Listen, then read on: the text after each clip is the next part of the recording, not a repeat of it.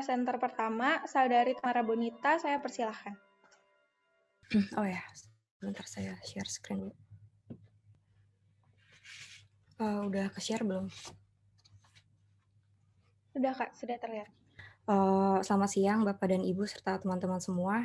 Judul skripsi saya adalah mengenai evaluasi aksesibilitas bagi tunanetra di Plaza Transit Stasiun Tanah Abang. Dilatar belakangi dengan adanya kebutuhan kaum tunanetra untuk turut memanfaatkan ruang terbuka publik, khususnya dalam usaha untuk mencapai fasilitas transportasi umum, di mana keberadaan ragam transportasi umum sekarang itu udah banyak banget, mulai dari Gojek, Transjakarta, angkot, bajai, hingga kereta. Itu telah menunjang pergerakan masyarakat di dalam kota untuk pemenuhan berbagai tuntutan kebutuhan dan juga kegiatan. Akses yang baik tentunya dapat membuka kesempatan bagi tunanetra untuk meningkatkan kualitas hidupnya. Stasiun Tanah Abang telah menjadi salah satu stasiun yang dikembangkan untuk mewujudkan kawasan TOD, di mana tahun lalu telah selesai dan dipergunakan bagi pengunjung stasiun, yaitu dengan pengadaan berupa Plaza Transit. Di mana Plaza Transit ini fungsinya untuk menghubungkan pengunjung dari stasiun ke berbagai moda transportasi lain agar bisa melanjutkan perjalanannya. Di sini rumusan masalah yang saya angkat adalah pertanyaannya, yaitu sejauh mana elemen aksesibilitas di Plaza Transit Stasiun Tanah Abang mengakomodasi aksesibilitas pengunjung tunanetra. Tujuannya adalah untuk memahami kebutuhan aksesibilitas tunanetra dalam melakukan orientasi dan mobilitas, dan mengetahui elemen aksesibilitas yang telah diterapkan dan perlu diperbaiki atau ditambahkan untuk mengakomodasi aksesibilitas tunanetra di Plaza Transit tersebut. Teori yang digunakan yaitu mengenai desain universal, di mana desain universal adalah desain produk, bangunan, atau ruang luar untuk dapat digunakan oleh semua orang dalam jangkauan terluas. Dan hal ini juga diangkat dalam Peraturan Menteri PUPR Nomor 14 Tahun 2017. Dan aksesibilitas sendiri terkait erat menjadi karakteristik yang dapat dirasakan dari penerapan desain universal.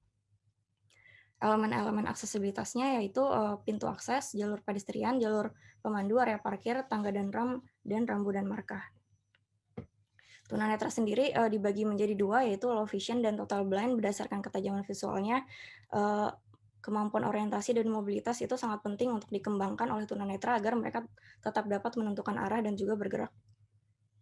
Plaza Transit ini terletak di Jalan Jati Baru Raya, Jalan Cideng Timur, Kecamatan Tanah Abang. Fungsinya itu sebagai area transit bagi pengunjung dari ataupun yang menuju ke stasiun Tanah Abang.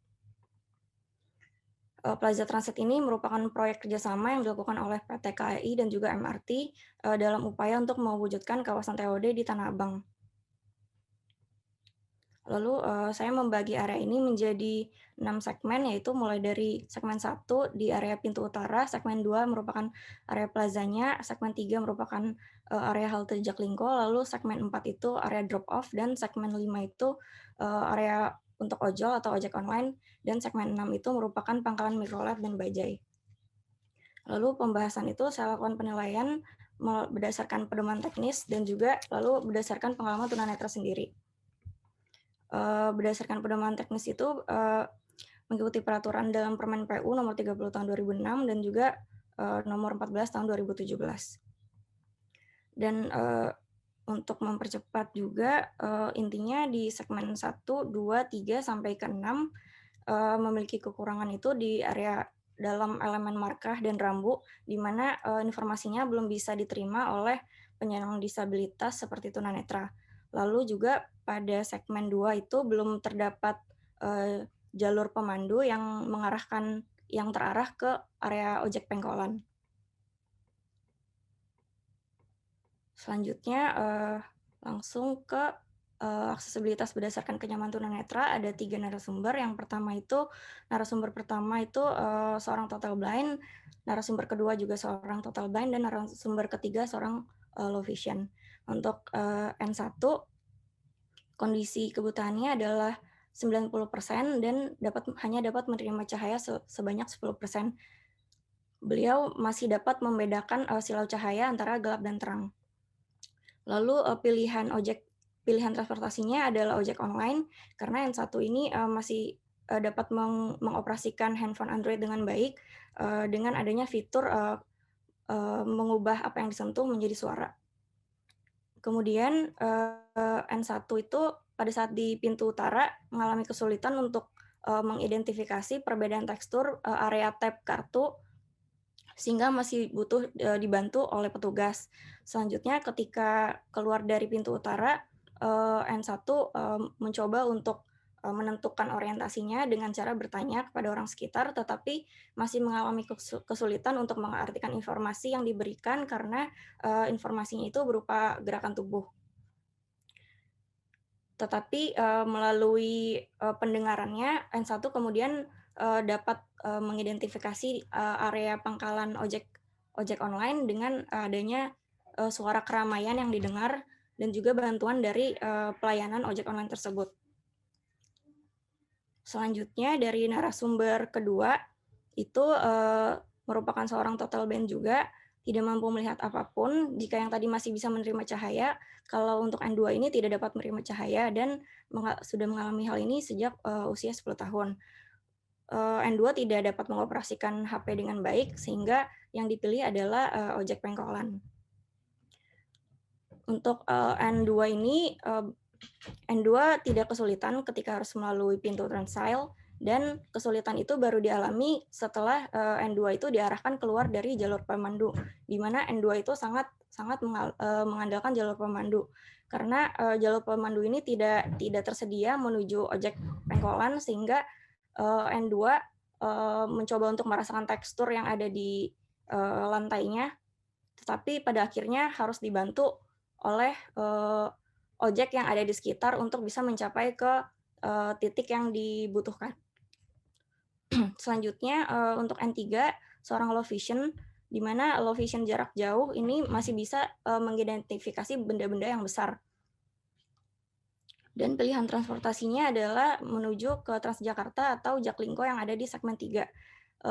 N3, mengalami sedikit kesulitan juga untuk melewati pintu transal dan harus dibantu juga oleh petugas.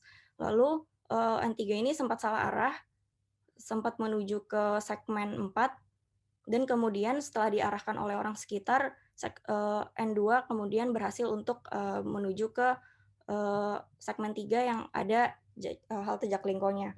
Dan N3 ini sebenarnya masih bisa, tidak terlalu mengandalkan jalur pemandu. Untuk menuju halte Jaklingko, N3 tidak begitu kesulitan meskipun sempat salah arah.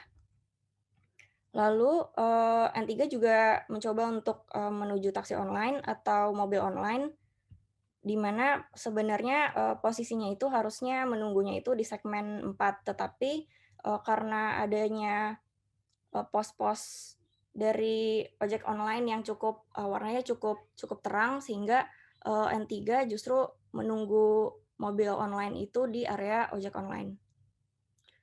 Dalam melalui area-area, jalur menuju segmen tersebut, N3 tidak mengalami kesulitan karena dirasa jalurnya itu cukup aman, tidak ada lubang dan tidak ada halangan. Untuk halangan seperti orang yang sedang berdiri, N3 masih bisa melipir dan menemukan jalurnya kembali. Lalu, hasil dari kedua penilaian tersebut kemudian, dibandingkan dan didapatkan di mana, pada segmen 1, segmen 2, dan segmen 4 adalah, segmen di mana, tunanetra merasakan beberapa kesulitan khususnya dalam hal untuk orientasi atau menentukan arah. Potensi yang, telah ada pada Plaza Transit ini adalah jalur pemandu yang sudah dirasa susunan dari guiding block dan warning block-nya itu sudah cukup baik dan cukup informatif walaupun masih ada beberapa area yang belum lengkap. Begitu juga pada jalur pedestrian yang diperluas ini, dan bebas dari hambatan serta adanya PKL, itu sangat memudahkan baik untuk pergerakan, tunanetra. Kendala itu muncul, pada rambu dan markah yang tidak dapat ditangkap oleh, pengguna tunanetra dan juga, kurangnya tepi pengaman untuk, menghindarkan akses bagi PKL ke jalur pedestrian. Kesimpulan dari penelitian ini adalah, elemen fisik Plaza Transit, berdasarkan pedoman teknis itu sudah cukup memenuhi standar aksesibilitas. Dan dari pengalaman tunanetra pun mereka merasa meskipun ada beberapa kesulitan, mereka merasa dalam hal mobilitas dan pergerakan itu cukup nyaman. Saran dari hal kenyamanan yang udah ada ini perlu perlu sekali untuk dijaga dan dimanfaatkan sebagaimana dengan fungsinya, serta, dimaksimalkan lagi dengan dilengkapi, dengan fasilitas untuk menunjang orientasi tunanetra. Dalam menyikapi hambatan yang muncul, jika tidak dapat ditunjang oleh fasilitas yang ada, tunanetra otomatis akan, membutuhkan bantuan dari orang sekitar. Aksesibilitas yang baik pada ruang publik, bagi kaum tunanetra ini turut akan menguntungkan juga untuk, semua orang. Sekian dari, saya, terima kasih. Baik, Kak, terima kasih atas presentasinya. Kita ke presenter yang ketiga dulu untuk saudari Anna Herluina. Selamat pagi kepada Bu Indah, Bu Yasmin, Bu Wulan, para presenter dan para peserta skripsi award sekalian. Perkenalkan, saya Anna Herluina. Sekarang saya akan mempresentasikan penelitian saya yang berjudul Relasi Fungsi Bentuk dan Makna, Inkulturasi Arsitektur Gereja Bunda Maria, Paroki Duku Semar di Cirebon. Objek penelitian yang dipilih itu Gereja Bunda Maria yang berlokasi di Jalan Duku Semar dan memiliki luas bangunan kurang lebih 1.300 meter persegi. Latar belakang dari penelitian ini berangkat dari fenomena diadakannya Konsili Vatikan II, di mana hasil dari konsili tersebut perlahan membuat gereja membuka diri terhadap budaya dan lingkungan sekitarnya. Kemudian ditemui isu bahwa gereja dan budaya lokal itu masing-masing memiliki identitas atau ciri khas tersendiri, di mana perpaduan keduanya seringkali menemui permasalahan. Oleh karena itu diajukan 3 pertanyaan. Yang pertama, apakah yang dimaksud dengan inkulturasi arsitektur pada penelitian ini? Yang kedua, bagaimana penerapan inkulturasi arsitektur pada bangunan Gereja Bunda Maria? Dan yang ketiga, bagaimana relasi fungsi bentuk dan makna inkulturasi arsitektur pada bangunan Gereja Bunda Maria? Tujuan dari penelitian ini tentunya untuk memahami apa yang dimaksud dengan inkulturasi arsitektur dan mengungkap penerapan relasi fungsi bentuk makna pada Gereja Bunda Maria. Untuk manfaatnya itu, untuk memberikan pengetahuan mengenai inkulturasi, baik untuk masyarakat umum, para akademisi, para praktisi, dan sekaligus sebagai dokumentasi tambahan untuk pihak gereja. Teori yang dipakai pertama ada teori inkulturasi, di mana pemahaman teori ini dipahami sebagai berikut, yaitu usaha sebuah agama menyesuaikan diri dengan kebudayaan lokal, di mana hasil dari perpaduannya masih membawa ciri khas dari kedua hal tersebut. Dan kemudian ada teori function, form, and meaning, di mana dipahami bahwa karya desain arsitektur itu mengandung ketiga hal ini, dan ketiga hal ini saling berkaitan. Kemudian terdapat 2 teori lagi yang saya pakai, yaitu teori yang berhubungan dengan gereja Katolik dan teori yang berhubungan dengan arsitektur Jawa, di mana kedua teori ini nantinya akan dikomparasi untuk mencari inkulturasi yang diterapkan pada bangunan Gereja Bunda Maria, sehingga jenis penelitian yang dipilih adalah kualitatif komparatif. Untuk teknik pengumpulan datanya, ada studi literatur, ada observasi lapangan, ada wawancara, dan ada pengukuran bangunan untuk dibuat reka ulang pada program gambar. Tempat dan waktu penelitiannya itu dimulai dari Agustus sampai Januari 2021, dan untuk observasi langsungnya dilakukan sebanyak 2 kali pada Gereja Bunda Maria sendiri untuk pengambilan data, wawancara, dan pengukuran bangunan. Berikut sekilas tentang diagram langkah penelitian yang saya lakukan. Dan diagram langkah penelitian ini nantinya akan membantu dalam menganalisis untuk mencari penerapan inkulturasi pada bangunan Gereja Bunda Maria. Jadi yang pertama dari Gereja Bunda Maria sendiri, saya buat tabel seperti di samping ini. Yang pertama saya lihat dari orientasi masanya. Jadi orientasi masa Gereja Bunda Maria itu sendiri mengikuti arah bangunan Jawa, yaitu pada arah utara selatan. Sementara untuk tapak dan masanya juga mengikuti arsitektur bangunan Jawa, di mana bangunan ini satu sumbu dengan Gampura Bentar dan pemisahan antara komplek gereja dengan lingkungan sekitarnya itu dibatasi dengan pagar batu bata. Untuk bentuk masanya sendiri itu terdapat perpaduan dari keduanya. Dan untuk bentuk denahnya itu mengikuti bangunan arsitektur Jawa, di mana denah itu berbentuk segi empat, dikelilingi dengan sasa.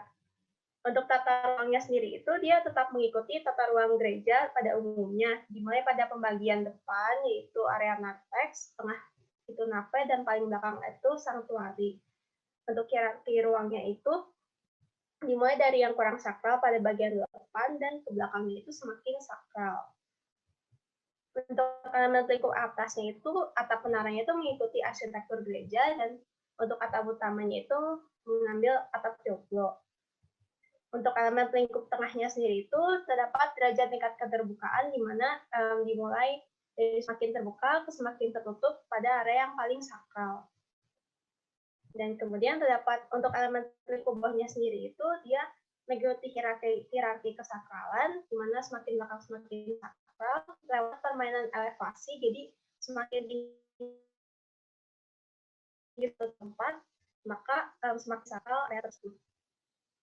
Nah, dari perbandingan yang telah dibuat itu, kemudian relasi fungsi bentuk dan maknanya itu dipahami sebagai, jadi fungsi gereja ini itu tetap mengikuti tata liturgi gereja pada umumnya, namun terjadi perpaduan dua hal yaitu gereja Katolik dan bangunan Jawa pada bagian bentuk dan pemaknaannya. Sehingga diperoleh kesimpulan untuk menjawab pertanyaan pertama. Jadi inkulturasi arsitektur pada penelitian Gereja Bunda Maria ini disimpulkan sebagai percampuran antara liturgi Gereja Katolik dengan bangunan Jawa. Dan untuk menjawab pertanyaan penelitian kedua, penerapan inkulturasinya itu terjadi pada beberapa bagian, jadi tidak terjadi pada keseluruhan liturgi gereja. Dan untuk menjawab pertanyaan ketiga, jadi Gereja Bunda Maria analisis dari bentukan dan pemaknaannya mengadopsi baik unsur-unsur arsitektur gotik maupun unsur-unsur arsitektur Jawa, di mana terjadi perpaduan harmonis dalamnya untuk menaungi fungsi gereja Katolik yang tidak berubah. Sementara untuk saran penelitian ke depan itu, kemungkinan pengambilan data itu dapat lebih dilengkapi lagi dan dapat diambil pula ragam topik lain tapi dengan objek yang sama. Terus berikut daftar pustaka yang saya ambil. Dan sekian presentasi dari saya. Terima kasih. 2 presentasi telah dilakukan. Sekarang waktunya kepada para pengulas untuk memberikan ulasan dari presentasi sebelumnya. Kepada Ibu Indah Widyasuti, saya persilakan. Baik, terima kasih, Raina. Suara saya terdengar ya, Raina ya? Terdengar, Bu. Ya, makasih. Oke, baik. Pertama kali saya ucapkan apresiasi dulu ya untuk Anna dan Tamara ya atas presentasinya. Yang pasti dengan penelitian dalam skripsi ini tentunya Tamara dan Ana punya pengalaman ya untuk bersentuhan langsung ya dengan arsitektur, dengan bendanya, lalu melihat bagaimana semua bisa melihat secara langsung ya bagaimana peristiwa arsitektural terjadi ya, baik itu pada diri ya tadi pada para penyandang tunanetra juga pada pengalaman mengamati sebuah bangunan ya gitu. Ya saya kira kalau di dalam skripsi award ini kan memang saya banyak mengacu kepada tulisan ya, karena tulisan itu menjadi representasi dari kerja dari Anda semuanya, dan presentasi ini membuat pemahaman kami sebagai pengulas menjadi lebih lengkap ya. Saya kira itu yang perlu. Jadi ada beberapa hal yang mungkin kami nilai dengan satu kami punya pendapat sendiri tentang tulisan, tapi kemudian seringkali dalam presentasi itu bisa menjadi lebih baik gitu. Oh ternyata lebih daripada yang mampu dia tulis gitu ya, atau bahkan mungkin ternyata tulisannya malah lebih lebih elaborate ya dibanding presentasinya, karena presentasi memang sangat terbatas ya waktunya ya. Mungkin itu, jadi hal-hal seperti itu kadang-kadang juga mempengaruhi persepsi kami dalam melakukan penilaian. Oke, baik. Secara umum sebetulnya Tamara dan Ana ini sebetulnya sudah melakukan satu kajian yang menurut saya cukup sistematis ya, sistematis dan elaborate ya, dan saya rasa cukup tertib ya, dan jelas ya. Saya dapat mudah diikuti ya. Jadi saya kira ini sangat baik ya. Nah, sebentar, ini ada catatannya. Mungkin sebetulnya seperti yang pertama tadi Ana ya, memang inkulturasi itu menurut saya menjadi satu topik yang menarik, karena saya kira di Indonesia ini tidak akan mungkin ada desain yang polos ya. Semua selalu adalah campuran dari berbagai macam sumber gitu ya. Baik itu sengaja maupun tidak sengaja ya, walaupun kadang-kadang seseorang merancang dengan niatan untuk satu rujukan tertentu, tapi pasti berdasarkan pengalaman dia akan selalu melibatkan hal-hal yang lain, dan itu yang menyebabkan kenapa bangunan-bangunan arsitektur di banyak tempat di Indonesia mungkin akan selalu bisa ditelaah dalam konteks keberagaman ya, diversitas seperti itu ya. Belum lagi seringkali interpretasi yang dilakukan oleh arsitek sendiri kadang-kadang demikian bebasnya ya, sehingga kadang-kadang akhirnya campurannya menjadi sangat kompleks ya, lebih kompleks daripada yang dibayangkan oleh arsiteknya. Nah, jadi saya kira kalau dari metodologi saya kira cukup baik. Nah, mungkin yang menurut saya ya, yang masih untuk Ana misalnya ya, yang perlu bisa dijadikan sebagai catatan ya. Memang Ana banyak sekali melakukan pemerian terhadap bentuk-bentuk yang sudah ada ya. Jadi ada arsitektur Jawa, lalu kemudian ada arsitektur tipologi gereja, lalu kemudian dilihat bagaimana keduanya gitu bisa ditelaah dalam bangunan gereja Bunda Maria ini gitu. Namun ada beberapa hal yang perlu dicek menurut saya ya. Pertama ya, bangunan ini kan punya kurun waktu yang cukup jelas ya, tahun 92 misalnya. Nah, mungkin akan ada baiknya kalau misalnya penelitian ini juga menambahkan satu konteks ya, seperti apa tahun bangunan-bangunan di tahun 1992 itu. Ya. Misalnya memang pada masa itu memang regionalisme memang memang sedang in ya gitu. Sehingga sebetulnya ketika kemudian yang hadir itu adalah sosok ya, kebanyakan adalah sosok yang tadi yang diteliti kan semuanya kebanyakan adalah sosok, bentuk ya, lalu kemudian ruang, penataan ruang gitu ya. Tapi saya tidak banyak melihat misalnya detail misalnya, atau misalnya ornamen gitu ya. Nah, mungkin ya, saya tidak tahu bangunannya ya, tapi mungkin memang itu tidak relevan ya, tapi mungkin ketidakrelevanan itu yang mungkin bisa menarik untuk disampaikan. Kenapa itu tidak relevan? Kemungkinan itu ada hubungannya dengan waktu ya, bangunan ini dibuatnya kapan gitu. Satu. Terus yang kedua, mungkin di sini sebetulnya ada arsitek sebetulnya, karena ini masih udah masuk tahun 92-an ya. Seandainya bisa ada informasi yang lebih lengkap mengenai siapa arsitek, dan mungkin seandainya bisa ditelusuri gagasan arsiteknya, itu mungkin akan lebih lengkap lagi ya, itu akan menjadi lengkap lagi. Terus tadi saya mau sebut apa ya? Oh ya, tadi ada beberapa hal yang juga perlu dikonfirmasi ya. Tadi disebut bahwa orientasi bangunan timur barat tadi ya. Saya pikir itu bisa iya bisa enggak.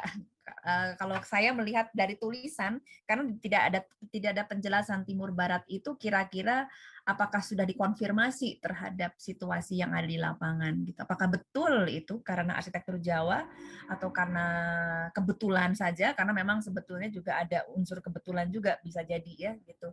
Atau ada niat-niat khusus yang terkait dengan konteks gitu, ada batasan yang menyebabkan timur barat itu digunakan gitu ya. Itu. Yang tidak muncul di dalam presentasi ini, presentasi Ana di sini yang sebetulnya cukup intens diuraikan di makalah adalah punden berundak gitu ya. Anda mencoba untuk memadankan dengan punden berundak. Kalau nggak salah ya, mudah-mudahan saya tidak salah. Iya nggak sih? Atau mungkin tempat yang lain ya? Mungkin saya salah. Sorry, bukan itu. Iya nggak sih? Betul nggak? Sorry, konfirmasi dari Ana. Anda menyebut punden berundak nggak di makalah? Saya tidak membuka makalah. Iya ya? Iya. Ya, nah itu tidak muncul di sini. Itu intens sekali Anda jelaskan. Itu juga sebetulnya, tapi di satu sisi itu juga menarik. Itu memunculkan pertanyaan seperti yang tadi tentang Timur Barat. Betulkah punden berundak itu memang sengaja gitu, atau memang itu hanya pemberian yang kemudian dilakukan secara pribadi oleh Ana? Nggak apa-apa, sebagai disclaimer, kenapa tidak ya, namanya riset kan harus jujur ya. Jadi dalam konteks bahwa mungkin yang ini adalah memang sudah diverifikasi dengan atau ditriangulasi dengan informasi yang lain, tapi yang lain mungkin masih merupakan satu dugaan karena ada beberapa kesesuaian. Bisa jadi begitu ya. Oke, itu untuk Ana ya, saya pikir. Tapi kalau hanya sekedar menunjukkan bahwa dia sesuai dengan arsitektur Jawa, sesuai dengan arsitektur Katolik sih, saya pikir itu sih oke-oke saja ya. Tinggal sekarang bagaimana akan lebih baik lagi kalau itu dilengkapi lagi ya, dilengkapkan dengan beberapa konteks ya, itu arsiteknya, lalu kemudian ini. Makasih Bu. Oke, baik. Sekarang untuk Tamara ya, oke. Tamara ini menarik sekali ya kajiannya. Satu, menurut karena ini berkaitan dengan bagaimana arsitektur dipersepsi atau dialami oleh orang-orang yang mungkin bisa dibilang mengalami ruang secara tidak sebagaimana kebanyakan orang ya. Saya kira dan ini menjadi sangat penting sekali supaya kita juga punya pengkayaan pengetahuan mengenai bagaimana sih kita berbuat gitu ya untuk orang-orang yang tidak seperti yang paling kebanyakan ya. Sebagai contoh ya, yang pasti ya, misalnya pengalaman arsitektural kita tuh kan banyak didominasi oleh visual ya, oleh mata gitu ya, oleh fungsi mata gitu. Nah, bagaimana dengan mereka-mereka yang ternyata fungsi spasial itu digantikan oleh bukan dipahami dengan mata. Jadi sebetulnya ini punya satu kondisi yang tricky ya, sebetulnya sangat tricky sekali gitu. Jadi kesadaran itu yang mungkin menjadi penting ya, selain bahwa peneliti memahami ini ada standar dari kementerian, ini ada standar dari bagaimana desain universal, tapi yang paling penting adalah ini ada permasalahan ketika arsitektur dipahami tidak dengan cara yang lumrah ya, paling lumrah ya. Saya terus terang, saya sendiri secara pribadi juga tidak bisa membayangkan seandainya saya sendiri mengalami difabilitas yang serupa gitu, apakah saya akan melihat dunia dengan cara yang sama ya. Ini menurut saya penting ya. Itu mindset yang harus dimiliki oleh peneliti di sini. Nah, di sini saya lihat ada dua pengamatan. Sebetulnya penelitian ini punya dua pengamatan ya. Memang ini saling memperkaya ya, saling memperkaya. Yang pertama adalah dimensi teknisnya ya, tentang aksesibilitas ya bagi kaum difabel, dan yang kedua adalah tentang pengamat tentang observasi empirik ya terhadap pengalaman dari para tunanetra ya. Sebetulnya saya melihat dua ini bisa menjadi dua penelitian yang mandiri sebetulnya ya, dua penelitian yang mandiri karena ini kan sebetulnya yang dibawakan oleh Tamara ini akhirnya menjadi sifatnya evaluatif ya, menjadi desain yang bersifat evaluatif ya, karena judulnya juga evaluasi ya, evaluatif. Tapi seandainya dia adalah sebuah penelitian desain, mungkin juga akan sangat baik kalau akan ada saran-saran atau rekomendasi yang bersifat desain juga gitu ya. Nah, mungkin itu terjadi karena tadi ketika kita menyadari bahwa desain ini diperuntukkan untuk kaum difabel, maka kemudian dan kita menyadari juga bahwa yang selama ini mendominasi persepsi itu adalah visual. Nah, kita tidak melakukan satu kajian terlebih dahulu mengenai alternatif apa sih selain visual ya. Ada bau, ada tactile ya, sentuhan, ada juga pengecapan ya, ada suara gitu ya. Itu adalah dimensi indrawi lain ya selain visual sebetulnya.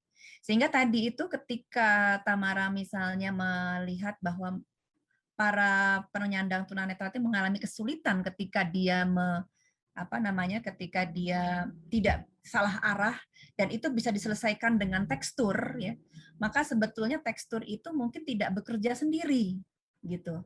Dia mungkin juga bekerja bersama dengan suara. Dia juga bekerja bersama juga dengan bau ya.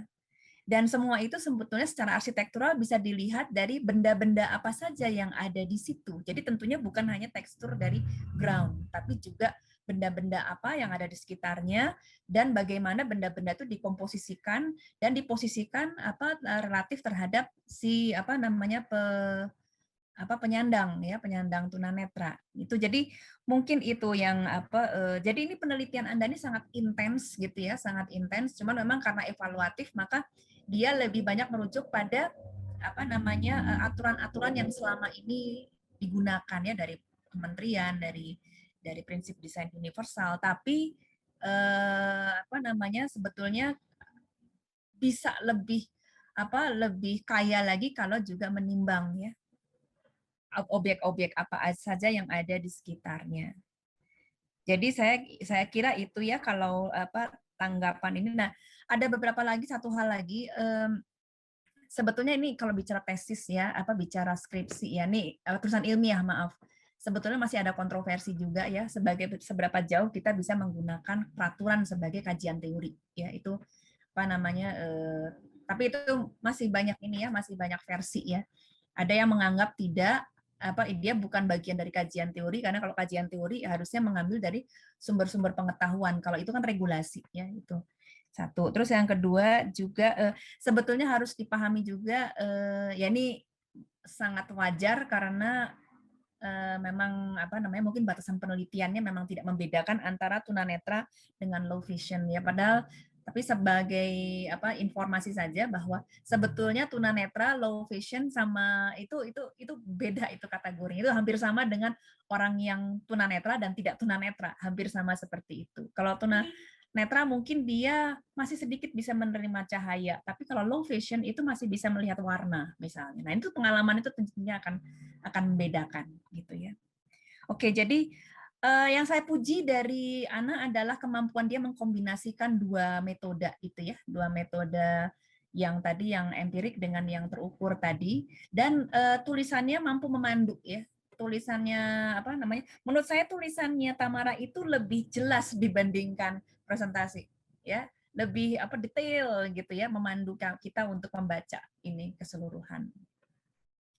Jadi demikian, saya pikir kedua presenter ini sudah cukup baik ya, sudah sangat baik bahkan. Nah, hanya tadi tambahan-tambahan tadi adalah untuk memperkaya. Demikian saya serahkan kepada Raina. Baik Bu, terima kasih Ibu atas ulasannya. Kita akan lanjut dulu ke presenter berikutnya, Saudari Nadira Anandisya. Selamat pagi. Pada kesempatan kali ini, saya akan mempresentasikan hasil penelitian saya yang berjudul Studi Ruang Sinematik Kompleks Suster-Suster San Franciscus di Semarang. Sinema dan arsitektur ini merupakan dua media seni yang memiliki pengalaman dan mendefinisi ruang untuk mencoba untuk menunjukkan penonton film atau pengguna arsitektur bahwa nilai kualitas akan semakin tinggi jika karya tersebut semakin mendekati realitas secara fisik. Dari situ, fenomena yang saya ambil, film Ave Mariam yang ditayangi pada tahun 2020 ini mengambil lokasi di Kompleks Susteran San Franciscus menjadi setting utama berperan penting dalam cerita. Dari tiap adegannya juga dapat memaparkan ruang dengan jelas dan komposisi visual untuk menyampaikan pengalaman ruang di luar pengalaman arsitektur yang formal, kemudian mencari potensi dari sinema pada ruang dan elemen arsitektur. Sehingga muncul pertanyaan bagaimana ruang sinematik pada film Ave Mariam terbentuk. Ini merupakan kerangka penelitiannya. Sebelum bahas lebih lanjut, perlu diketahui tektonika ruang merupakan hubungan yang terbentuk antara desain, konstruksi, dan ruang dalam membangun atau mengalami sebuah karya arsitektur. Dan di dalam sinema dan arsitektur, menurut Michael Tawa, terdapat strategi tektonik yang saling paralel. Yang pertama, place and setting, kemudian temporality, membahas waktu dan hal yang bersifat temporal, spatiality, dan materiality. Kemudian dari keempat pendekatan yang tadi dibentuk ruang dari frame dan kemudian digabungkan. Untuk penelitian ini menggunakan metode pendekatan kualitatif dan deskriptif, mengumpulkan data dengan mengobservasi dari film. Dan dari hasil observasi film ini kemudian dianalisis dengan mengidentifikasikan dan merekonstruksi untuk mencari kesimpulan. Objek arsitektur yang merupakan kompleks suster-suster San Franciscus, bagian dari kompleks gereja dan susteran gedangan yang berlokasi di kota Semarang, kurang lebih berjarak 1 km dari pusat kota lama. Film Ave Mariam ini merupakan kisah cinta menurut sutradaranya. Bahasa cinta ini merupakan bahasa universal yang dapat dipahami oleh berbagai kalangan. Kota Semarang dipilih karena memiliki bangunan lama yang secara arsitektur ada ornamen keabadian mendukung latar cerita film ini. Cerita film mengenai suster gereja sehingga menempatkan setting utama di kompleks susteran, namun ada juga yang bertempat di area Lawang Sewu yang dianggap sebagai entrance dan ruang tamu dari kompleks kesusteran di filmnya. Kemudian mengidentifikasikan ruang sinematik yang ada pada kompleks susteran San Franciscus. Pertama, ruang yang menjadi fokus utama ini ditentukan berdasarkan intensitas cerita yang tinggi, yaitu kamar suster Mariam, kamar suster senior, ruang rekreasi, dan ruang tamu dan entrance.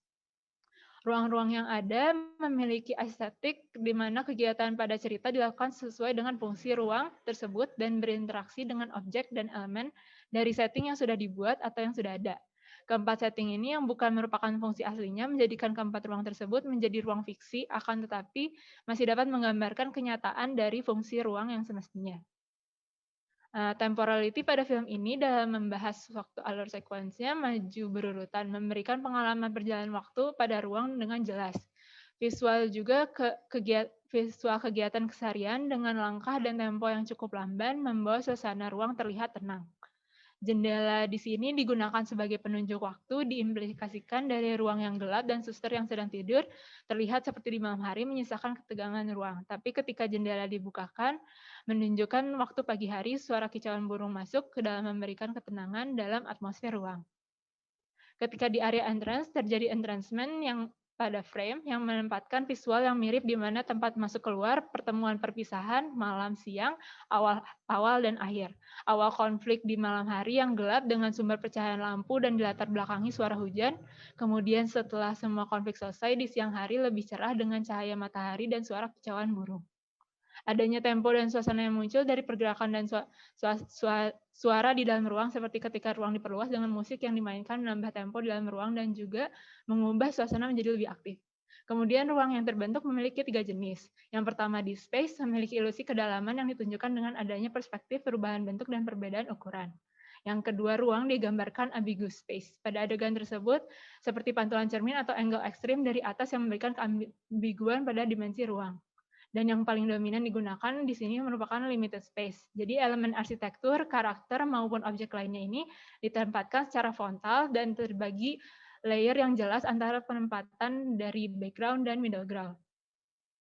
Di film ini, pintu banyak digunakan untuk memfokuskan pada apa yang ada dalam bingkai pintu, meningkatkan intensitas pada ruang tersebut. Pintu sebagai perpindahan antar ruang memungkinkan subjek keluar masuk frame dan fokus pun menjadi kabur. Sama halnya pada pintu, yang membedakan jendela ialah tidak adanya perpindahan ke dalam keluar, sehingga jendela hanyalah sebagai fokus untuk melihat ke dalam frame tersebut. Keluar dari frame berarti keluar dari penglihatan penonton. Kemudian materiality membahas bagaimana material menerima cahaya, membentuk atmosfer cerita dan ruang. Dan ini merupakan mood board material finishing ruang sebelum cahaya dan ton warna diatur. Warna yang ditonjolkan dalam film ini adalah warna sepia yang secara umum memberikan tone yang hangat, memberikan rasa sentimental dan kerinduan terhadap masa lampau. Warna tersebut dimunculkan dari finishing material elemen-elemen pembentuk ruang yang berada di dalam frame dengan pengaturan pencahayaan yang mengenai elemen tersebut. Jauh dekat secara visual yang diambil dari dalam frame juga mempengaruhi color palette dari visual yang diambil. Di sini warna lampu kuning menyinari kamar gelap memberikan suasana nyaman, intimasi, sedangkan ketika orang lain masuk ke dalam kamar ini, ruang ini divisualisasikan menjadi lebih dingin, yang mengganggu privasi dari ruang tersebut. Terus kemudian dilakukan rekonstruksi ruang sinematik dari kompleks susteran San Franciscus. Pembentukan ruang dari frame melalui jejak elemen di luar yang terbayangi dan juga pengalaman dengan memahami peletakan tiap elemen pembentuk ruang dan pembingkaian ruang tersebut dalam setiap adegan dalam film Ave Maria. Di tiap ruangnya ini pengaturan pencahayaan mempengaruhi atmosfer ruang. Kamar yang seperti di sini kamar suster senior volumenya lebih besar, bukan banyak, dan memiliki kapasitas penggunaan yang lebih banyak dibandingkan kamar pribadi suster Mariam yang sebelumnya. Menjadi kamar ini lebih publik. Kemudian dari aktivitas dalamnya pun dapat terlihat orang bisa keluar masuk ruang tersebut. Kalau berikut ini merupakan bentukan ruang rekreasi. Tiap adegannya di ruang ini paralel dengan bidang-bidang dinding yang membentuk multi-layer. Dan yang terakhir ini, entrance dan ruang tamu yang akses bukannya lebih banyak bersifat sangat publik. Kemudian penggabungan ruang film Ave Maria, assemblage, membentuk ruang yang dijalani. Sequence dalam film tidak berjalan secara berlanjut dari perjalanan dalam satu still frame dalam satu ruang, lalu potong ke ruang selanjutnya maupun plot cerita selanjutnya. Ini untuk area publik, area servis, dan ruang makan, area rekreasi dan kuburan, area privat. Nah, terus pada akhirnya dari proses analisis keempat ruangan yang digunakan dalam film Ave Maria dapat disimpulkan terbentuknya ruang yang sinematik dari pengaturan ruang yang dibatasi oleh pembagian spasial yang ada pada kompleks suster-suster San Franciscus, menghasilkan keindahan dan pengalaman atmosfer dan emosi dari setting, temporality, spatiality, dan materiality yang diwujudkan serta didukung pembayangan bentuk ruang dari luar frame pada film dengan adanya persepsi untuk membentuk ruang baru secara linear dari potongan-potongan sekuens persepsi privat dan publik. Ruang sinematik dibentuk dari pandangan terhadap volume ruang, skala, dan proporsi pencahayaan yang tercermin dari cerita. Sekian presentasi dari saya. Terima kasih. Ibu Indah Widyastuti mungkin bisa diberikan ulasannya dulu untuk saudari. Oke, ya. Oke. Baik, terima kasih. Ya, nanti yang satu lagi ini ya, berdua ya, Florentia sama ini ya. Iya. Oke, baik. Ini untuk Nadira ya. Ya, saya pikir ini topik yang paling aneh ya dari semua topik yang 17 topik yang saya baca ya terkait dengan film. Kalau saya boleh tanya dulu sama Nadira, Anda memang movie goers bukan? Iya, Bu. Oke, genre apa yang Anda suka? Semua genre sih, Bu. Oke. Saya tonton. Oke, iya. Berapa kali Anda nonton seminggu? Minggu. Nonton film. Saya juga dulu movie goer soalnya. Ya karena itu pengaruh ke ini ya, bagaimana seseorang berapresiasi terhadap film ya. Jadi saya pikir ini menarik melihat Anda punya topik kok beda sendiri. Saya sampai curiga ini Anda yang punya ide sendiri atau ada bisikan-bisikan dari yang lain ini untuk membuat penelitian ini. Oke, ya baik.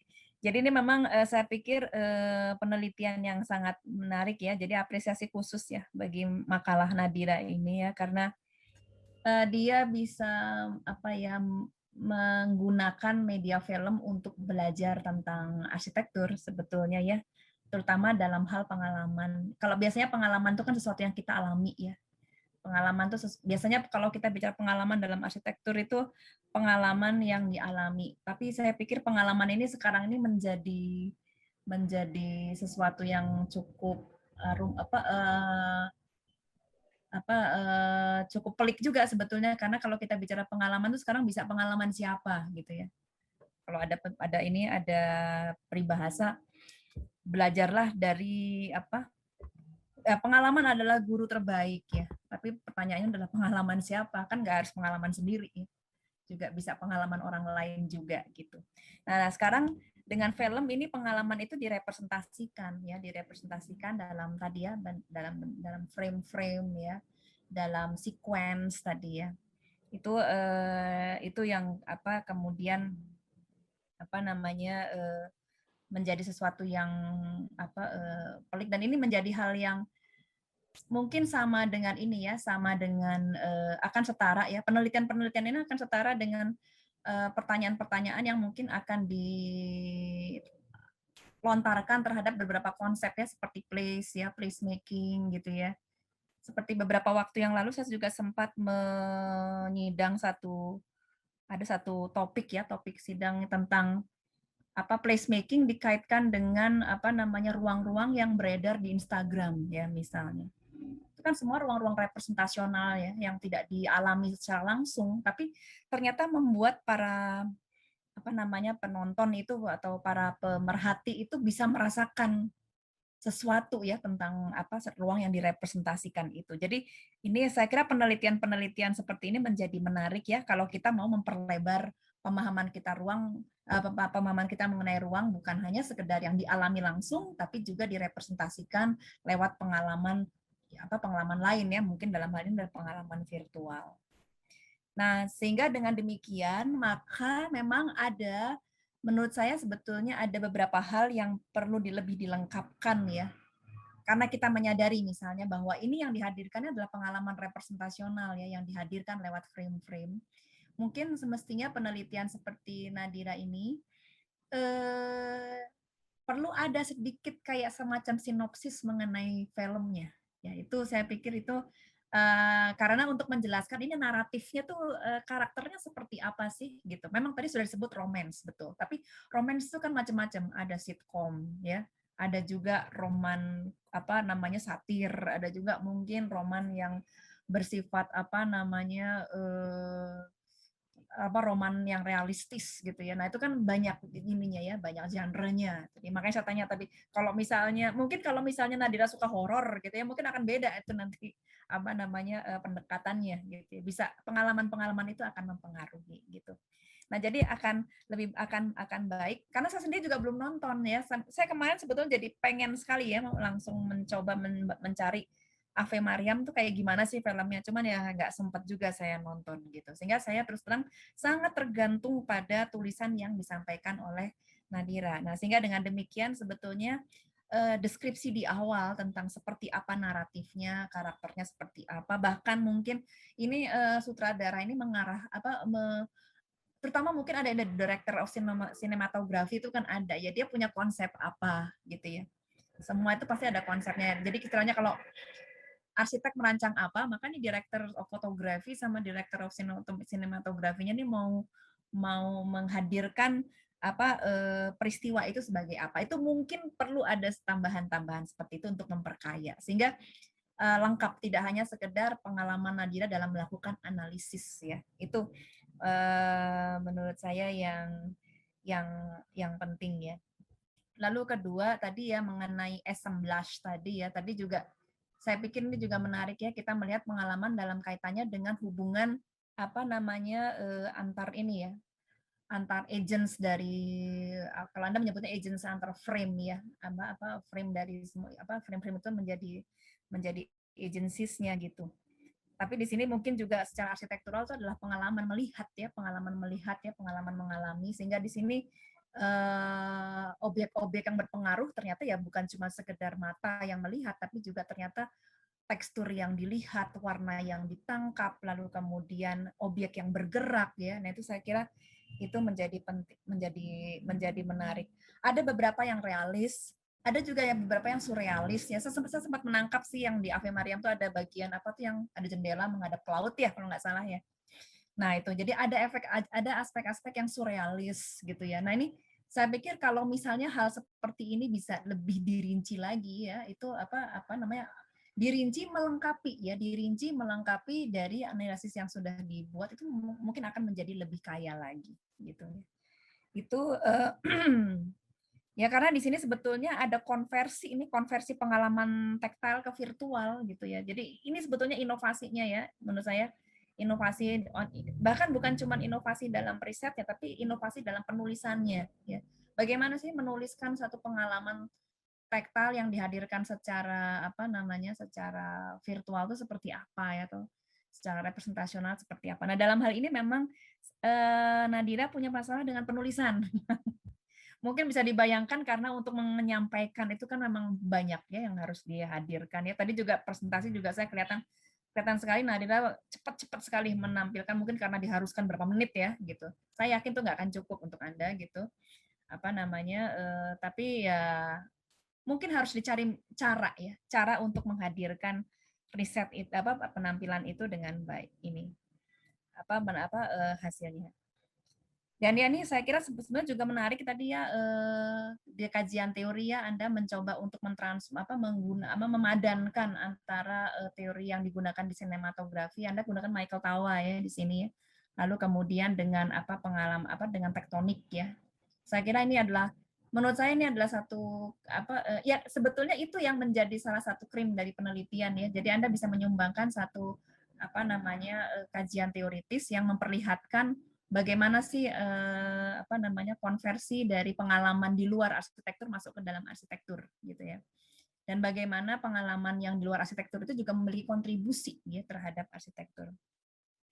Nah, terakhir mengenai kesimpulan. Nah, ini saya cuman ini aja, mungkin yang saya highlight adalah sebetulnya kesimpulan Anda harusnya bisa lebih kaya ya. Bisa lebih kaya. Jadi sekedar selain yang bersifat evaluatif ya, menceritakan tentang tentang bahwa pengalaman yang dirasakan itu sangat indah, pengalaman yang dirasakan itu bisa dirasakan lewat sequence. Sebetulnya Anda punya kesempatan untuk bisa memunculkan ya konsep-konsep apa sih ternyata yang penting untuk menghadirkan satu perasaan tertentu. Nah, ini yang gunanya kembali sinopsis tadi, ya gunanya sinopsis. Kalau misalnya dikatakan bahwa di sinopsis ini memang film ini memang memunculkan perasaan gloomy atau perasaan romantis atau romantis yang tak tercapai atau seperti. Nah, kalau misalnya ada pernyataan seperti itu, maka di kesimpulan Anda bisa membuat banyak sekali sebetulnya. Oh, ternyata untuk mencapai perasaan ini tuh ada konsep apa yang nanti larinya ke itu sebabnya kenapa materialitas yang digunakan adalah ini. Oh, ternyata material ini itu bisa memunculkan perasaan ini. Oh, ternyata lighting seperti ini bisa memunculkan pengalaman seperti ini. Jadi itu tuh bisa menjadi, kalau itu bisa menjadi lebih rinci, itu kaya sekali gitu ya. Sehingga suatu saat kalau ada seorang arsitek ingin merancang sesuatu, dia mungkin bisa menjadikan kesimpulan yang dibuat Nadira ini sebagai rujukan. Oh, ternyata untuk bisa memberi kesan romantis yang tak tercapai tapi bahagia. Nah, itu kan coba bayangin perasaan seperti itu harus dihadirkan dalam bentuk material itu dalam bentuk struktur atau dalam bentuk skala ruang itu bisa menjadi lebih jelas. Ya saya kira itu mungkin pandangan saya terhadap karyanya Nadira. Ya, mohon dicari cara menulis yang lebih efektif saja ya ini. Terus terang ada kesulitan membaca tulisan Nadira itu karena banyak sekali remiknya ya gitu. Tapi mungkin karena tadi tidak ada panduan yang terkait dengan film itu sendiri gitu. Tapi secara keseluruhan analisisnya luar biasa ya. Baik, itu saja dari saya. Saya kembalikan kepada Raina.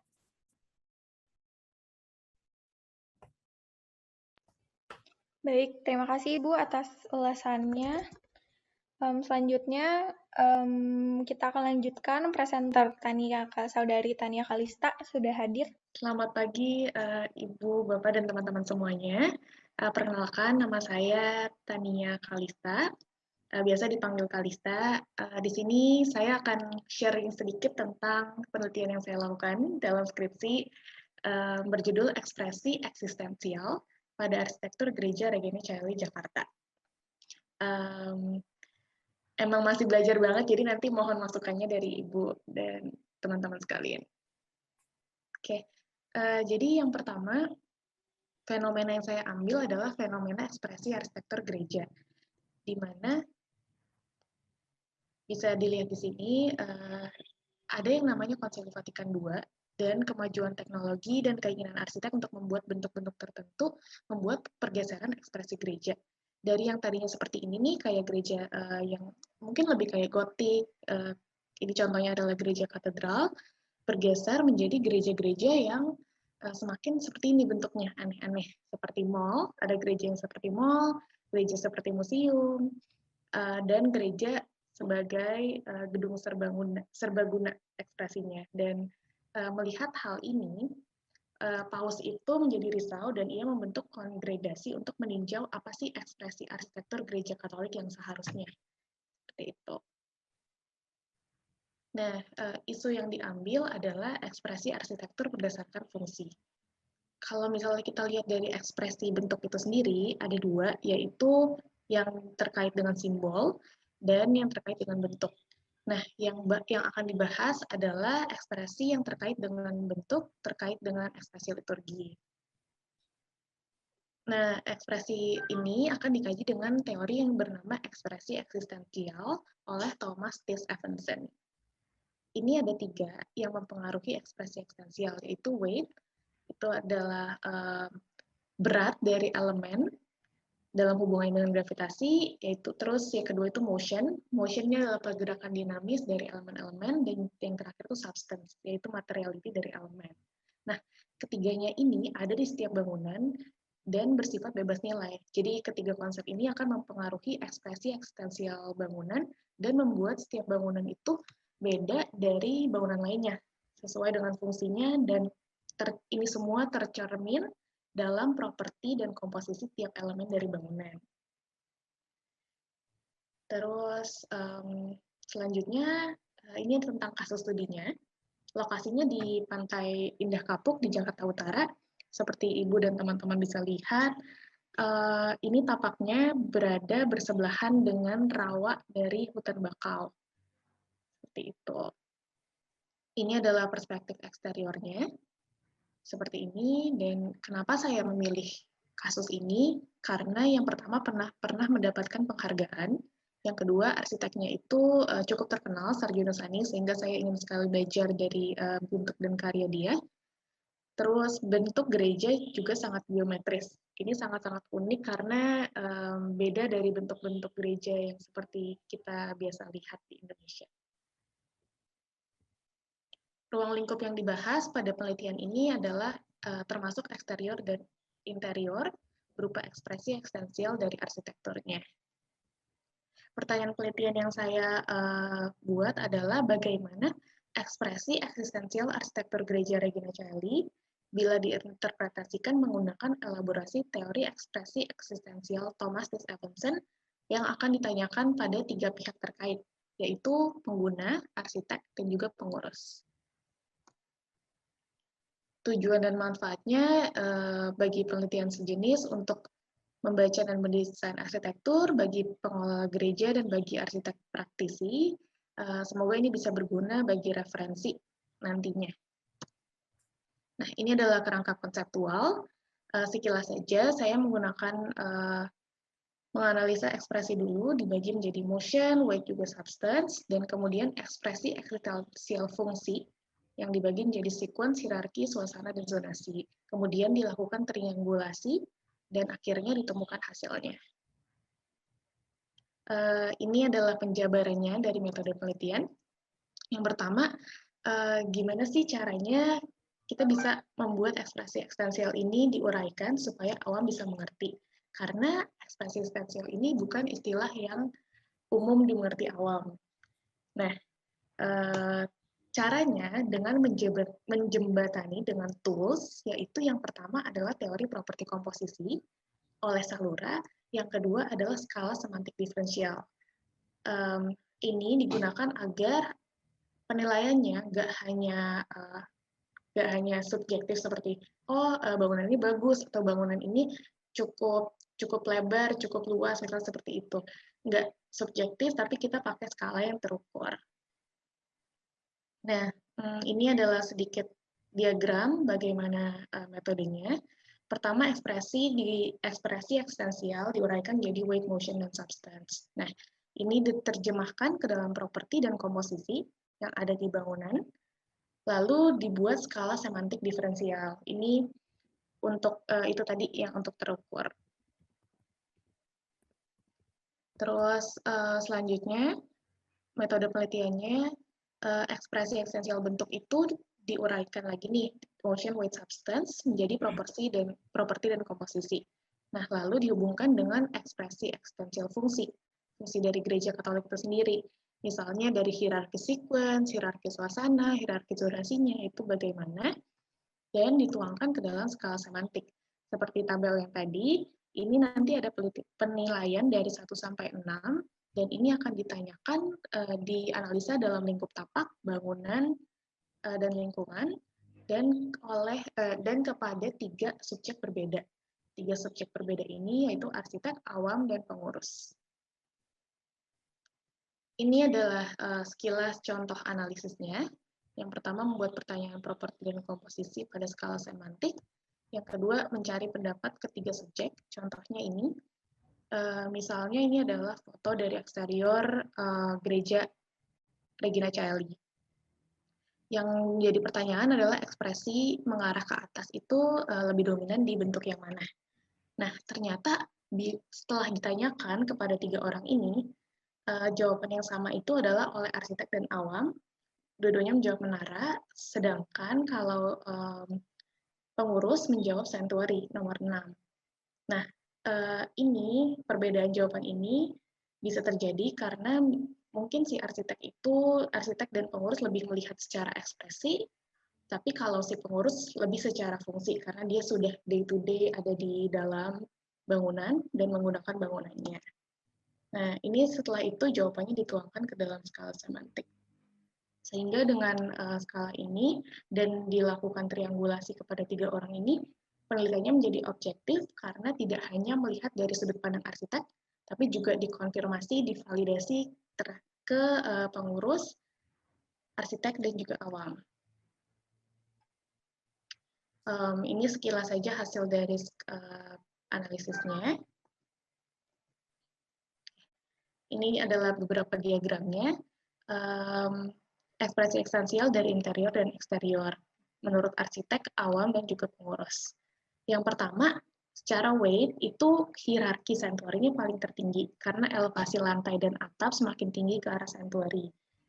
Terus kalau secara motion, ini bisa dilihat juga di gambar, hierarki komposisi elemen mengarah pada sanctuary. Sanctuary itu yang saya tandakan dengan warna merah. Terus secara substance, arah sinar pada sanctuary itu terpusat dari atas sehingga materiality-nya mempunyai hierarki.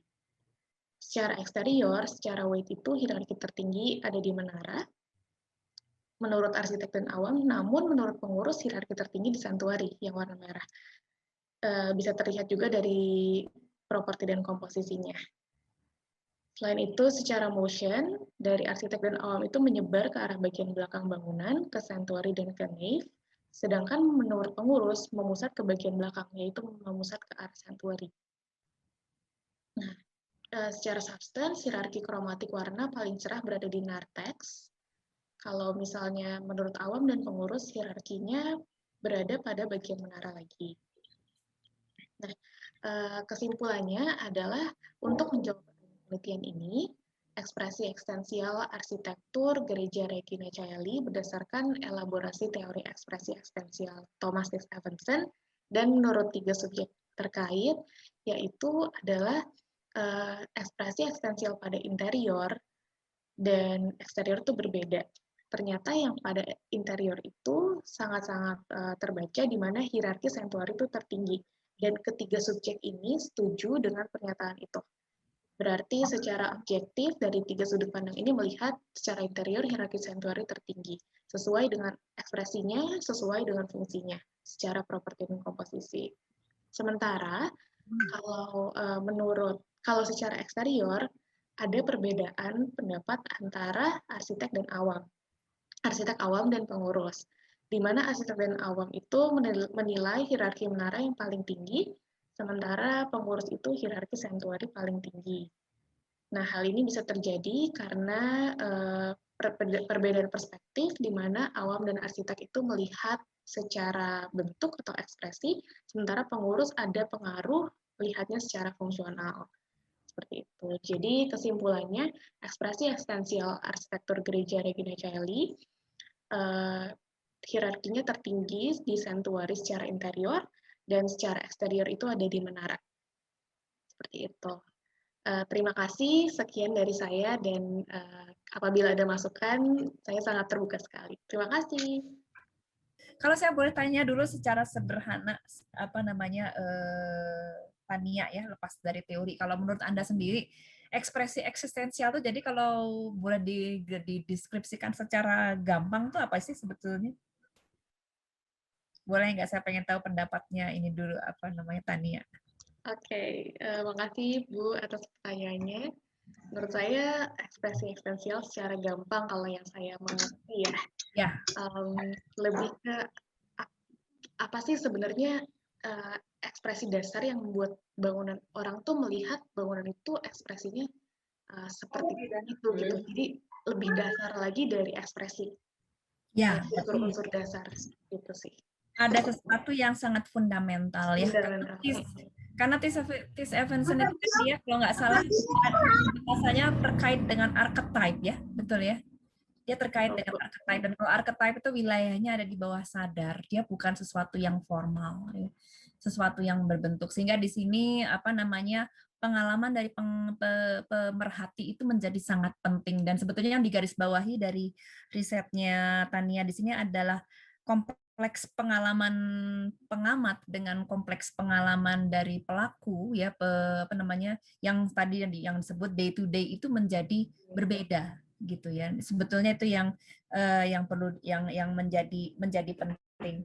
Nah, hanya memang di sini kalau saya boleh mungkin ini sih bawaannya metode ya, karena di sini kembali ini memang menjadi satu apa ya, ini menjadi sesuatu yang cukup umum ya, bukan cuma di SSA ini juga, tapi di banyak penelitian, bahkan di S2 di tempat saya memang ada sesuatu yang ini, desain itu kan sesuatu yang sangat kreatif ya, tapi ketika dia di riset itu akhirnya selalu dievaluasi. Itu kadang-kadang ada sesuatu yang ini, ini kreativitas itu kan akan terlalu kompleks ya kalau untuk dilihat dengan menggunakan parameter tertentu gitu ya, lalu kemudian lalu kemudian dijudge bahwa dia seperti itu gitu ya.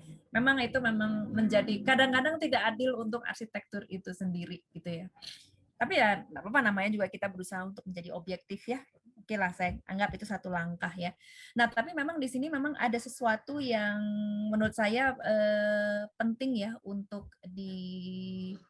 menjadi perhatian. Seperti tadi saya terus terang belum pernah secara khusus juga ya membaca Tis Evanson ya. Cuman saya yakin ketika dia menyebut weight, motion, sama apa satu lagi tadi itu ya. Itu apa? Substance. Tekstur. Substance. Ya, nah, karena dia memang setahu saya memang sangat arketipikal ya. Tentunya yang dimaksud tentunya bukan sesuatu yang apa ya, yang formal fungsional juga, tapi weight itu bukan berat dalam berarti kilogram kan, berarti kan. Motion itu juga bukan gerak yang berarti ada translasi gitu ya. Tapi sesuatu tadi yang Anda sebut tadi ekspresi eksistensial, bentuk dasar ya. Seandainya kecepatan, seandainya kesakralan, seandainya kedalaman itu bisa diungkap dalam bentuk gitu. Nah, itulah yang dia hadir dalam bentuk ekspresi dasar yang menyebabkan kenapa sih orang itu akan selalu melihat hal yang suci ketika dia melihat hal yang menjulang gitu. Nah, ya kan seperti itu kan gitu. Nah, itu konversi itu yang mungkin nanti perlu bisa lebih dilengkapkan gitu. Nah, sedangkan mereka yang berada sehari-hari di gereja mungkin itu menjadi tidak penting karena dia sendiri mengalami pengalaman yang berbeda begitu kan. Nah, itu menurut saya itu hal yang tricky-nya tuh di situ. Sehingga dalam uraian mungkin kalau saya boleh untuk memperkaya ya, Tania harus bisa menjelaskan konsep weight tadi. di dalam makalah masih ada kesan weight itu di apa ya? Sepertinya ini berat dalam pengertian kilogram gitu. Oh iya. Itu masih ada gitu. Nah, dan ini karena apa? Setelah itu kan Tania akan membuat satu konversi ke dalam parameter lain ya. Dalam itu ke dalam parameter apa namanya lingkungan, tapak. Nah, itu. Jadi sesuatu yang tadinya archetypical, yang bendanya tuh sebetulnya tidak abstrak ya, sebetulnya archetypical, lalu diterjemahkan ke dalam tapak. Nah, ini konversi ini yang sebetulnya apa namanya? Mungkin Tania bisa merasakannya, tapi kami pembaca itu akan hanya bisa merasakannya lewat kata-kata yang disampaikan gitu ya. Jadi itu saya pikir dari hal penulisan itu sangat baik, dan mungkin sebetulnya juga akan menarik kalau bisa ditanya langsung kepada arsiteknya sebetulnya. Bagaimana arsitek itu mengalami proses merancang sehingga dia kemudian memunculkan bentuk-bentuk yang tadi menjulang, lalu apa arti bagian belakang gitu ya. Saya tadi tertarik dengan awam sama arsiteknya mirip ini. Ya ini jangan-jangan memang ada sesuatu tadi apa namanya bentuk dasar yang memang ya ini yang menjadi sangat apa ya, menjadi sangat fundamental sekali gitu perbedaan-perbedaan ini gitu. Kayak di masjid gitu ya, kalau misalnya apa yang sehari-hari ada di sekitar masjid tahu bahwa masjid tidak hanya untuk sembahyang gitu ya. Masjid itu untuk macam-macam gitu ya, untuk kegiatannya seperti rumah aja, sebetulnya menjadi lebih mirip rumah ketimbang sebuah tempat ibadah ya. Tempat ibadah kalau lagi dipakai untuk beribadah gitu ya. Nah itu ya saya kira jadi intinya adalah tadi bagaimana membuat supaya peralihannya menjadi smooth ya, tadi yang konversikan dari archetypical menjadi bentuk objektif. Karena gini, efeknya adalah sebetulnya saya tahu dari presentasi tadi sebetulnya yang disampaikan sangat kaya, tapi dalam tulisan akhirnya menjadi agak mekanistik gitu. Gitu ya, agak mekanistik. Nah, mungkin masalahnya karena itu. Ya, ini juga permasalahan bahasa juga ya. Permasalahan bahasa memang mungkin untuk urusan berbahasa ini memang secara umum ya masih banyak yang harus diperbaiki, tapi ya itu kalau itu semuanya bisa diperbaiki maka akan menjadi lebih baik. Ya. Oke, baik dari situ itu untuk Tania ulasannya. Terima kasih Bu. Raina, makasih kembali.